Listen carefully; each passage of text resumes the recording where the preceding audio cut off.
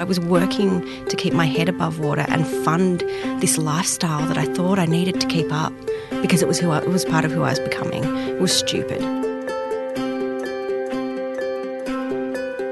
From Mamma Mia, I'm Mia Friedman, and you're listening to No Filter, the podcast where I have a candid conversation with someone who has a big story to tell.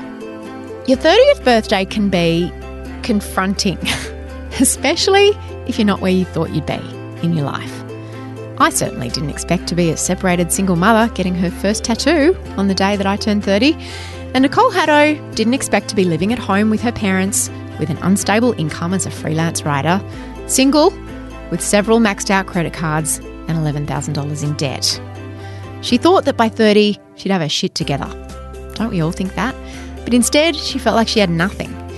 And that's how she found herself crying in a restaurant with her dad and her mum, who had to confide to a concerned waitress she's just having a bit of trouble coming to terms with 30. And she was. So how did Nicole end up owning her first home just 2 years after that night in the restaurant? Nicole's story, well, at least the first half of it, will be familiar to a lot of millennials. In a world that demands that everyone shows off their best clothes and holidays and experiences on Insta, it can be very easy to find yourself in debt as you try to keep up. And that's what happened to Nicole. She'd applied for her first credit card when she was 22, and from then on she'd spent a lot of money on travel and partying and dresses. And before she knew it, she was bawling on her birthday and very, very broke. Nicole has written a book called Smashed Avocado that explains exactly how she went from that moment to owning her own home, something she never thought she'd be able to do. Here's my conversation with Nicole Haddow. Nicole, I want to start with your 30th birthday. You're out to dinner with your family. What happened? Well, I cried, and not just like a little bit of a sook, like a real solid sob. The wait staff were concerned for my welfare. And I'd had such a beautiful day. I'd had champagne in the sun with some great girlfriends, and life was, on the surface, fantastic. But the reality was I was consumed with this idea that I'd just moved home with my mum and dad. I'd had an amazing time in my 20s, but the reality was $11,000 worth of credit card debt and not a lot in the bank. And I was starting from scratch, and I'd been renting, and I was still trying to get my career to the place I wanted it to be, and 30 is this big number. And I felt like zero. You know, I just felt like I'd had such a great time, but I'd really stuffed up. Tell me about your 20s and the time that led up to this decision to move home just before you turned 30. So I was really driven in my 20s. It's not like I was sitting around not doing anything and just buying things. A lot of the things that I'd been spending money on were part of me trying to achieve, convincing myself that I needed a new dress for a certain occasion because, you know, I needed to have the right look, or moving to Sydney to work for fashion magazines in a freelance capacity is a really precarious thing to do because you've got freelance income, you've got really expensive rent, you've got, you know, at the time I was living with a lawyer and an investment banker, and they'd think nothing of going out for a $200 dinner on a Tuesday night. What sort of jobs did you do through your 20s? Oh, I did all the jobs. So my dream was always to work for fashion magazines. I was really lucky because I was able to have that achievement just before it started to get really hard. So I came up to Sydney to, my first published article was with Rush in 2005, which felt like a dream come true. It's quite an edgy, independent sort of fashion magazine. Yeah, and it was a big spread, and it was really exciting. So I came up to Sydney and I wrote for Madison and Clio and did a bit for FHM online. And I remember your byline. Whoever would pay me, really. And I was doing ridiculous things. Like when I wrote for Madison, I had 6 weeks of relationship therapy for single people, which was a huge investment of my time in hindsight. The 6 hours of therapy alone was like, you know, and then I had to transcribe all the interviews, but it was my dream. And for people who wouldn't know, how much would you get paid for an average magazine article at that time? So that particular one, I was really lucky. I feel like I was paid something like 80 cents a word for a 2,000-word article, which that was Wow. That was as good as it got. The average amount, I remember when I started in magazines, it was around 50 cents a word. Yeah. And it was still the same when I left magazines 15 years later. It was still about 50 cents a word. It depends on who you're writing for. I've got a couple that I know that still pay 70, but much smaller word counts. So I might write that article in June and not get paid till November when it runs. It's like, it's a very difficult lifestyle. If you're not on staff, it's a almost impossible way to make a living. Pretty much. And now I sort of I supplement my freelance income with copywriting work because I have to. It's too unstable, and I accept that that's the way it's got to work in this day and age. So you moved overseas a couple of times. Mm-hmm. Tell me about that. Well, the first time I moved overseas, I found out my ex-boyfriend was getting married, and I was texting a friend and she said, just get on a plane. And I just recently managed to get a credit card and I just booked it. Just sitting on the computer, had a couple of glasses of wine and booked a one-way ticket to Geneva. I thought, this will be an adventure and I'll worry about it later. Good for the story. And it was an incredible experience. But that was probably, in hindsight, the foundation of my adult money behaviour. I would make grand plans and say, this will be a story, I'll write about it, even if it's costing me money. And I took a lot of risks. I was very, very impulsive. And, it really took getting to rock bottom to realise I couldn't just keep booking international trips and worrying about it later. How did you finance all of this lifestyle that you had? You were in share houses, you were going to expensive group dinners, you were jumping on planes. Where did the money come from? There was a lot of credit. There was a lot of paying down a bit of the credit and then putting more money back on the credit card. I was actually working really hard. Like I was often working in media jobs and doing freelance work on the side. So it wasn't that I wasn't working. It was that I was working to keep my head above water and fund this lifestyle that I thought I needed to keep up because it was part of who I was becoming. It was stupid, really, because I was just spending everything I earned. As soon as money came in, it went out again. Was it easy to get credit cards and get debt like that? Yeah, when I think about it, my first credit card, I worked full-time for 6 months in between university degrees, and I just went to the bank one day and they were like, you could get a credit card if you want. And I was like, oh, yeah, that'd be great. And they gave me a credit card because I had a decent amount of full-time income for a 6-month period. But then I went back to studying, and all of a sudden I was juggling the credit card debt and working part-time, and I wasn't ready to be managing that kind of debt, so I got another credit card. I can't believe how easy it is to get hold of one when you're 22. You just shouldn't be getting access to that kind of money if you're not managing your life properly. What made you decide to move home? Isn't it funny how we call it home? I know. No matter what age you are, it's moving home, isn't it? It's funny because, it wasn't my family home by that point, but it was home because my parents were there. They offered, when we were moving out of what my friend Beck and I refer to as the rat house, they sort of said, you've kind of reached peak stress. We can feel it. Dad said to me, you're not staying forever. You've got 12 months. But if you really knuckle down, I think you can buy an investment property. And it hadn't even occurred to me that I could save enough in a 12-month period on a single salary. And so the seed was planted, and I thought, all right, I'm going to do it now, because if I go into my 30s and keep renting, I'm not going to get ahead. And I'm completely aware that I'm really quite lucky to have had that opportunity, but that's what they could offer me, and I would have been mad not to take it up. Why were you crying that night at the restaurant? I was crying because I was really disappointed in myself, because I'd worked so hard in so many areas of my life, and financially it didn't look like that. And I actually remember looking at the photos that I'd posted on Instagram that afternoon, and we're all smiley and happy, and I just remember thinking, I am living a lie. I am completely, I've got to stop pretending that this is what my life looks like and that I can afford it, because I'm lying to myself, and I need to turn this around, because being successful isn't just designer clothes and international holidays and French champagne. It's getting your act together. What kind of life did you want people to think you were living? I don't know how much I cared about what people thought, but I wanted myself. I wanted myself to think I was living that life. So you know, true, isn't it?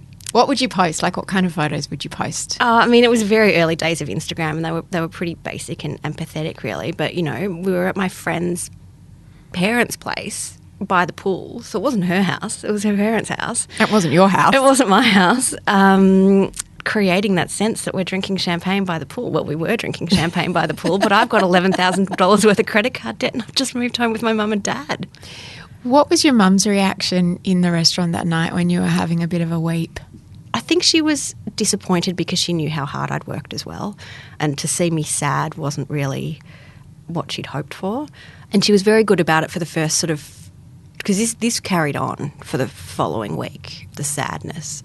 And eventually she just said to me, enough. Like, I really had to get that tough love. She was like, all right, you've had your sook, you've made some mistakes, and now it's time to get on with it, which was really beneficial because then I did. I think those milestone birthdays, whether you realise you've got an internal checklist or not, I think they're a real watershed moment where you do compare yourself, not even necessarily to other people, but to your own checklist of where you thought you'd be at 30. Did you have a view of where, when you were younger perhaps, of where you thought you'd be? Totally. I mean, I thought that I would, it wasn't just the career or the money stuff. I thought I'd have at the very least a boyfriend, and at that point I was single. I had wanted and still would like to have children, and you think about where you want to be, and I wasn't even close to achieving any of those things. So not only have I moved home with my mum and dad, I'm single, I've got no money, you know, my love life honestly was and continues to be a hot mess. And so you do kind of get down on all of those things that aren't working, and then it's just compounded.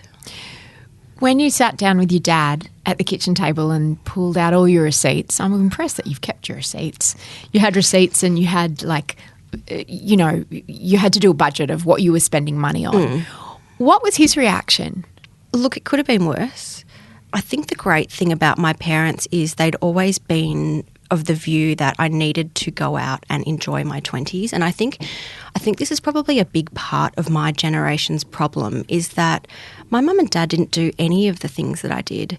My mum booked 2 tickets to Paris on her 50th birthday because she'd always wanted to go. You know, she'd intended to go, but then, you know, she bought a fridge and she got pregnant with me. And I think that's something that happens to a lot of boomer parents, perhaps, is that in wanting their children to have a better life, they've in fact allowed their children to set up a lifestyle that's not doing them any favours. I don't want to speak in broad brushstrokes, but I'm sure that my parents encouraged me to travel and do all of these things without really thinking about what that meant for me financially. And that's probably why they encouraged me to return home, so that I could undo that. Your dad is an accountant, right? Yes, he has an accounting background. Yeah. So he was able to look at what you were earning, even though it wasn't a huge amount, and look at the debt that you had and show you this light at the end of the tunnel. What did he say to you? Well, we literally just broke down the amount of money that I was bringing in, the tax that I had to pay on my freelance income, what my essential spending was. I mean, this wasn't like rocket science. Was it very confronting? Like, were you resistant to it, or you were like, yeah, let's do this? That particular day that we sat down at the table, I was so petulant, and I really regret that, because I was like, is this over? It's emotionally confronting. Yeah. It's not something you want to do. You don't want to sit down and have your dad say, do you realise in the last 12 months you spent $3,500 on taxis? Like, when you break it down like that, it's like Uber Eats. Oh my God, what was I thinking? You know, alcohol for you also. Alcohol there was a lot, for me, right? Totally. And you don't have to be a big boozer to be spending a lot of money. I mean, $45 a week on a couple of bottles of wine, and I could have had, you know, $23,000 in a decade. When you look at it like that, it's like, I didn't have to start from scratch at 30. If I had put away $30, $40, $50 a week in that decade, I would have been in the position to almost purchase an entry-level investment. So I was really mad at myself, and yeah, I was petulant, and I like I say, I do really regret that, because my dad was really doing everything he could to help me. And even when I started saving, there was some resistance there. But I said to someone recently, it's like exercising a muscle. The more you do it and the more you see the money grow, you feel empowered, and then you want more, and then you finally get ahead. It's a good kind of addiction. It is a good addiction, yeah. Did you have any idea that a house deposit was even a possibility for you? No, because you have it drilled in that you need 20%. And actually, you know, I guess my dad is unusual as far as accountants go. He says, don't worry about that 20%. You know, you need to look at, you know, what you need to get into the market, because at that point property prices were rising faster than I could save. So there are pros and cons to not having 20%, but all of a sudden, if you don't need 20%, that number becomes far more achievable. 20% on a median house price in Sydney is $200,000. So if you go, what's 20% on an entry-level investment, what's 10% on an entry-level investment, suddenly these numbers become a little bit more digestible.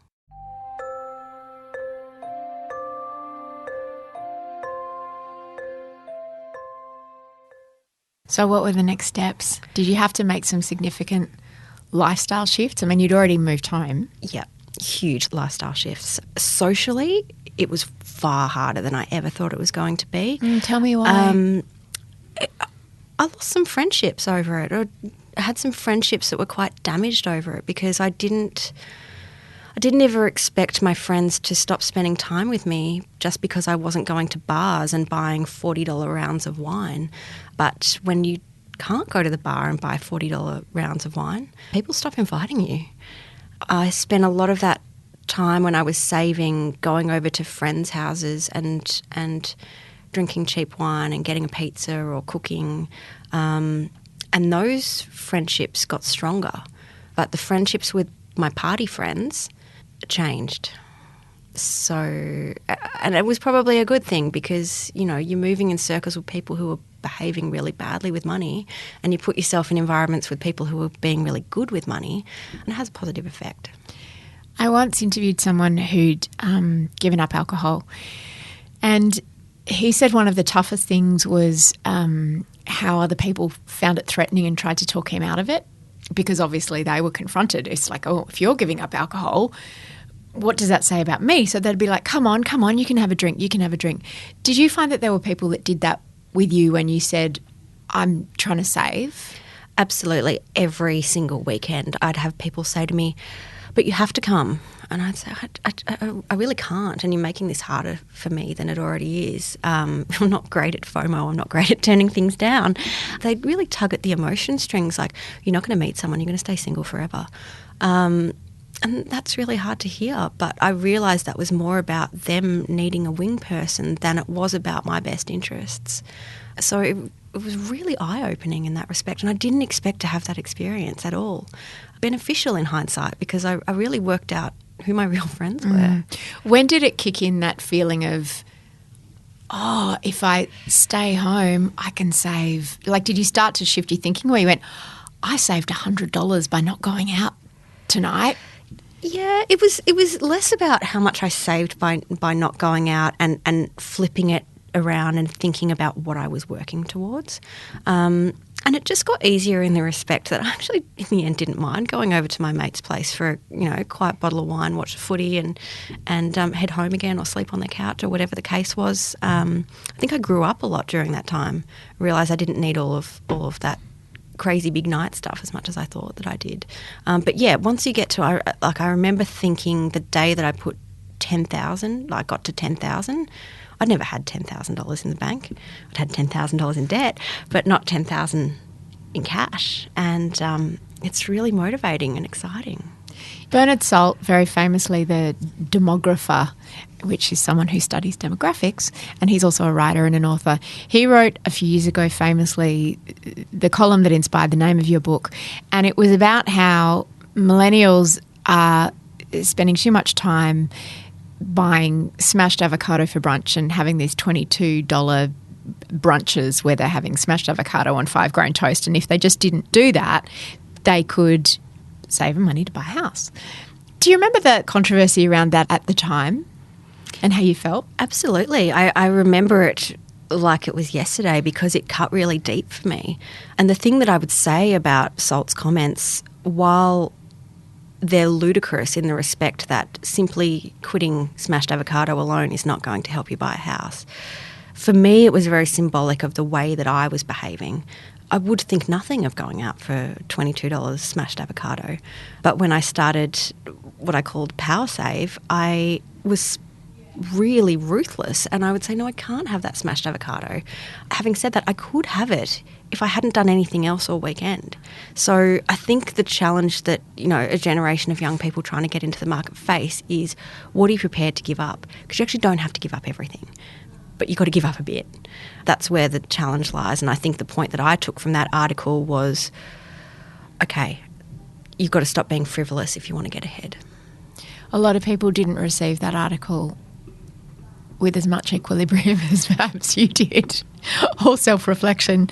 The response overwhelmingly from, Gen Z and millennials were, we can't get into the housing market. We can't. We just, you boomers have bought up everything and you've got multiple properties and some of them are investment properties and housing prices are just so far out of our reach that you've made it impossible for us. And I absolutely agree with that as well on the flip side. So the challenge that I faced was that if I gave up Smashed Avocado, was I going to buy a house? No. But the question was, what kind of house did I want to buy? So the house that I couldn't afford was my dream single-fronted Victorian house with a brightly coloured front door, some iceberg roses along the footpath. I couldn't afford that house. But could I afford an entry-level investment that would go up in value over time? Maybe. So that's kind of the difference, and that was where my headspace eventually went to, not immediately after reading that article. Millennials have a massive problem here. We can't buy the median-priced house. Which is what? In Sydney it's $1 million.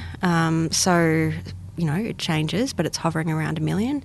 That means you need a 20% deposit of $200,000. In Melbourne, it's a little bit more affordable. You might be able to get something for $800,000. But even then, we're talking a middle-of-the-road house. We're not even talking anything particularly extravagant, potentially. So the point that I wanted to make is, yes, this is a huge problem. Do millennials face, an incredible challenge if they want to enter the property market? Absolutely. But I don't want our generation to give up. I have a genuine concern about an entire generation arriving at retirement without a home, because if you retire, how do you live on a pension of $22,000 a year and rent? How do you do that? What does entry level look like? Entry level for me was a 2-bedroom apartment, 25 kilometres from the CBD.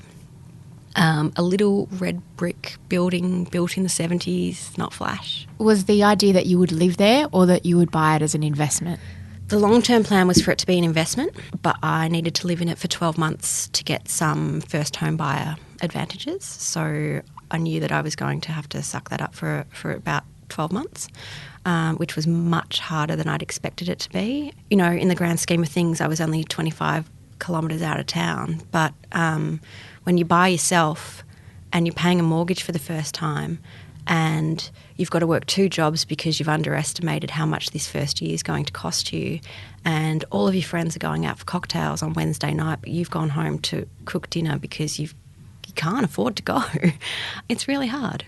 But I knew that it wasn't going to be forever. I knew that it was going to get easier, and it did. So now, today I've got someone renting my property and I rent where I want to live. And to be honest with you, I don't notice it. I've got that investment sitting there. And my objective always was to eventually use the equity to take my next step, which doesn't happen overnight, but it's been 5 years now and it's getting to a point where I might be able to do that.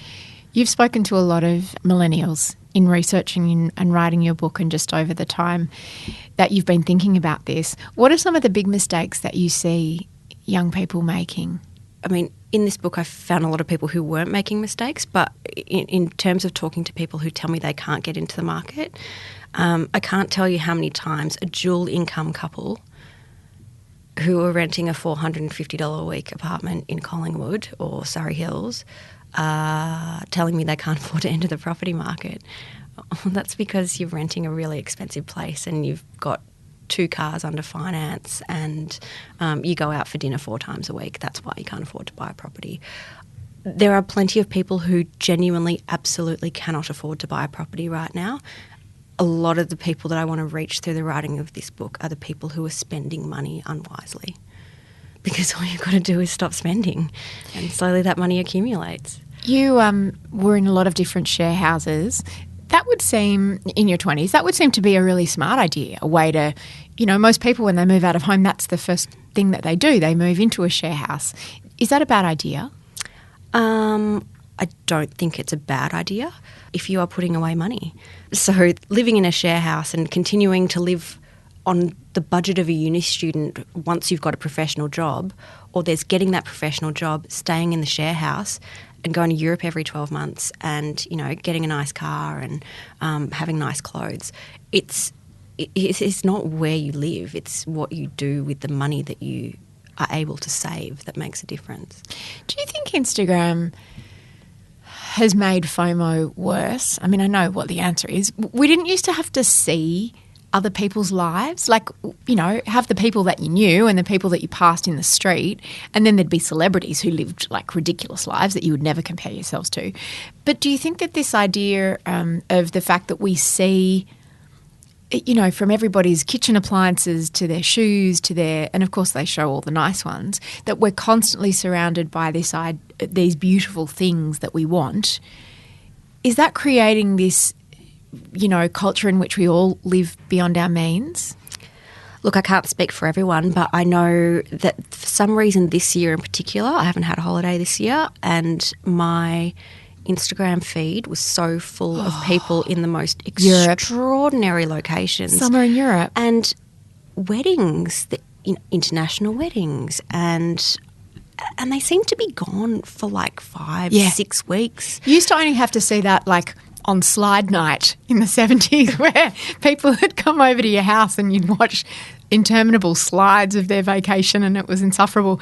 Now you're right. In July it often feels like, am I the only person left in Australia going to work with a cold? But I did think when I looked at some of these photos, I thought if these are the same people that are complaining that they can't afford a house, I don't want to hear it, because last year I did go away, but I went to Ireland and I stayed with my friends in their 4-year-old daughter's bedroom. I didn't stay in lavish hotels or picturesque Airbnbs. That was my way of having a bit of time away and doing something affordable.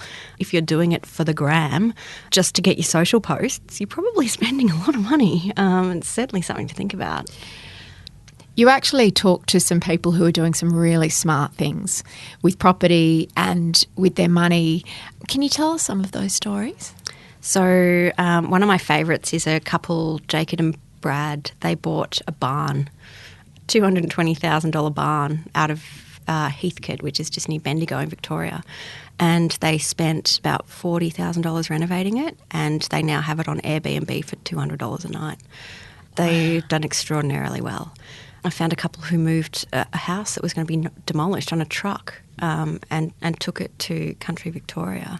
I met a couple who bought a really, really small apartment and just did it up and used that equity to get the next thing.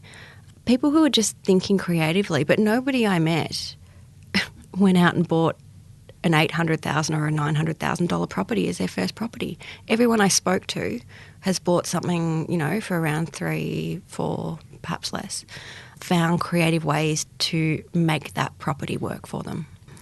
So how many years are you away from that night in the restaurant where you were having a cry, and what does life look like now?